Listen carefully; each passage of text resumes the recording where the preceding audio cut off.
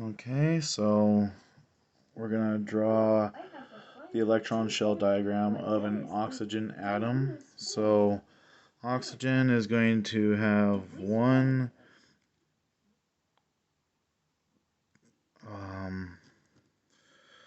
let's make the protons a plus.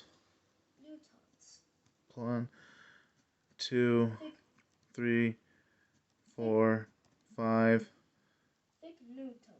6, 7, 8. So we have 8 protons.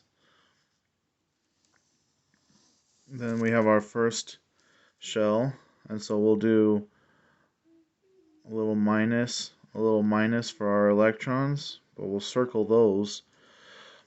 And then for our second shell, we'll have 2 here, 2 here, and then we'll have 1 here, and then we'll have 1 here. So we'll have a total of 1, 2, 3, 4, 5, 6, 7, 8 electrons. A total of 1, 2, 3, 4, 5, 6, 7, 8 protons. And then for the neutrons, we'll just put little circles. 2, 3, 4, 5, 6, 7, 8. It says next, add covalent bonds to 2 hydrogen atoms. So the covalent bond is going to have the hydrogen atom from, or the electron from the hydrogen atom, and that's actually going to be part of its first shell. Okay, we're going to have a little proton and we'll have a little neutron for our hydrogen, and we'll make sure that we label that hydrogen. Could have probably just put its chemical symbol. For this one, we'll just make sure that we know that this is oxygen as an O, oxy. And then we'll do the same thing over here, because this is going to be the second covalent bond with our proton and our neutron in there. And these will be connected. These 2 shells should be connected. And then when it comes down to it, the electronegativity of the oxygen is going to be pulling these electrons closer to it,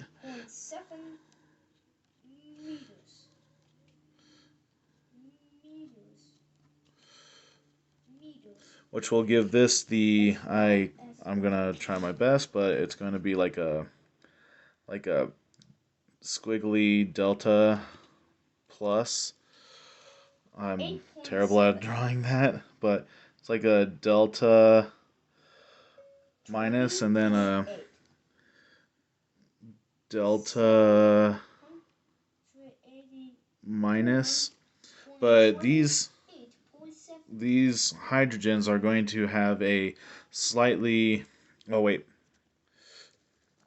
this is going to be, the oxygen is going to be negative and the hydrogens are going to be positive, because the oxygen is going to have more of the electrons pulled towards it, and so it's going to be more of the negative side, where the hydrogens are going to be more of the positive side. And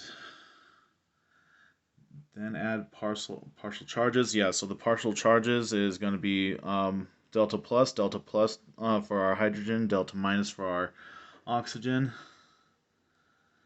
Finally explain why hydrogen bonds form between these. And the hydrogen bonds will form because when you have the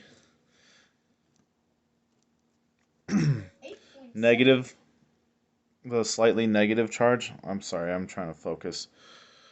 The slightly negative charge of the oxygen will attract the slightly positive charge, oh my goodness, of the hydrogen, and that will continue to happen throughout the molecules.